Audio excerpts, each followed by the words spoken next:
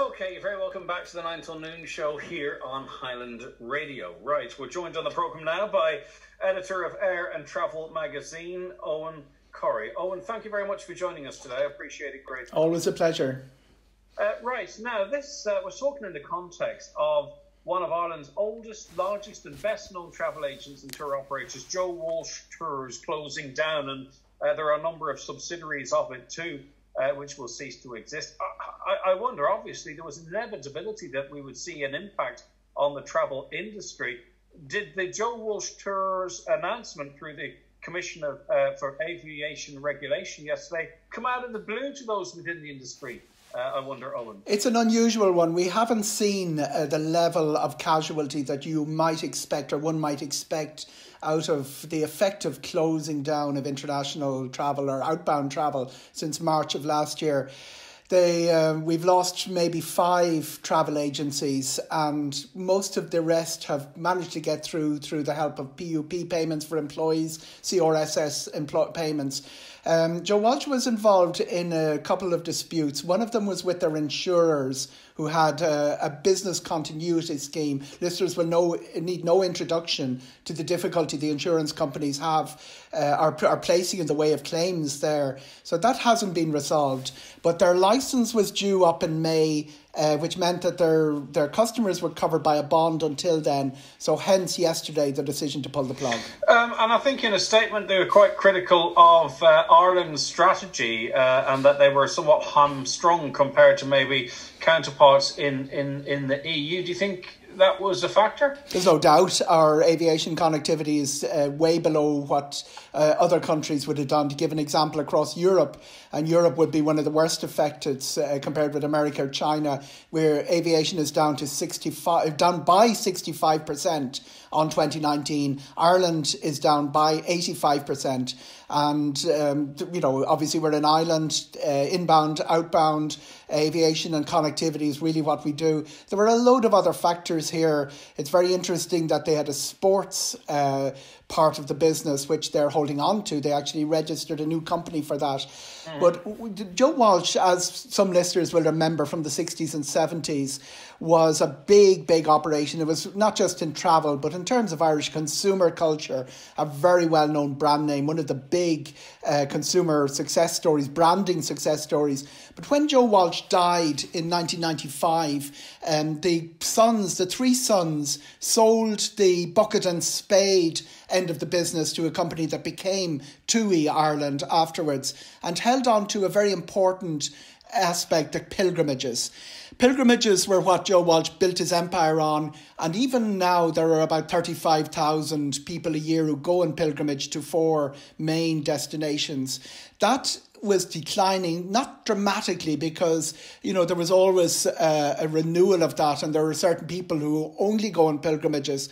But certainly when it ran into COVID, a lot of the first reaction was to put things forward to 2021 and then 2022 in some cases. That meant no income and a lot of refunds. Very hard business model to sustain. Yeah, and that's going to leave tens of thousands of people potentially who would have availed of this service in a year or two. For many people, probably not even know it's going on, but for others, incredibly important. And we'll speak to one in a moment. I mean, is there another company waiting in the wings to sort of fill this void for that particular market? Because it feels to me like this could just be the end of it altogether. Well, there were 2 main players. Marion Pilgrimages will probably be stepping in. It's an interesting one because it's structured in a very different way from the rest of the Irish travel industry. A lot of it is done at diocesan level. A lot of it is done at local organisers, volunteers. And that is going to make the whole refund process a little bit more complicated than the Commission of Aviation Regulation is used to.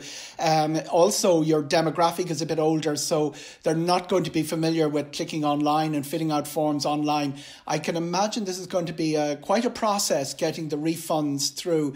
It's also complicated under consumer legislation in that if you get your pilgrimage moved forward to this year or next year and are now expecting a refund, the same regulations do not apply. There are about 5 different acts in vogue. So considering the demographic, it's going to be very complicated, and the way it's structured, a lot of do we know how many trips, how many holidays, or how many bookings, or how many people are out there without money refunded and no certainty as to what might happen to any of these bookings?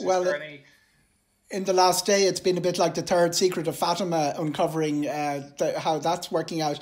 But when you have most of the 35,000 pilgrims, would have transferred through. I'd imagine we're in the base of about half of that, but maybe up to 20,000 people.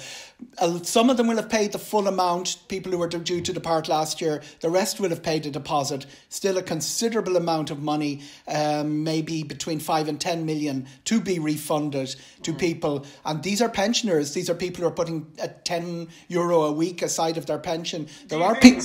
They might start becoming a little bit uncomfortable that elements of the company is being restructured and continuing. Elements of the company are definitely going to continue, and it's not unusual that people restructure companies in advance. But certainly 5 months ago, the sporting side is very small.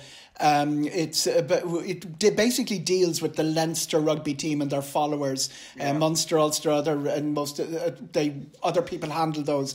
But what they haven't been public on this. They've issued a statement and stayed very quiet. But what I've been told by a lot of these are our repeat customers. Some of them have been travelling for decades with Joe Walsh Tours, and the philosophy in the company is to do the right thing. We're going out of business, but nobody's going to be out of pocket. You're going to get your money back. And there are going to be difficulties finding the same pilgrimage at the right price. But I'd imagine somebody will step into the market. Yeah, hopefully. And finally then, what do people do? If people have a deposit, it might not be directly with them, as you mentioned, it might be with an organiser on a local level, or they've paid in full. I mean, obviously a lot of this has yet to be teased out, but what should people be doing at this point, do you think? Website is called flightrights.ie. There's an online form you fill there. It's quite interesting, as I said, structurally it's going to be very different. The Irish Catholic bishops are not known for issuing statements about the state of travel. They issued a statement last night to their diocesan advisors because so much of the process is not going directly to a website. It's going through all these intermediaries. It's going to take a little bit of sorting out. But first stop for anyone this morning, flightrights.ie. Eoghan Corry, thank you very much indeed. Always a pleasure.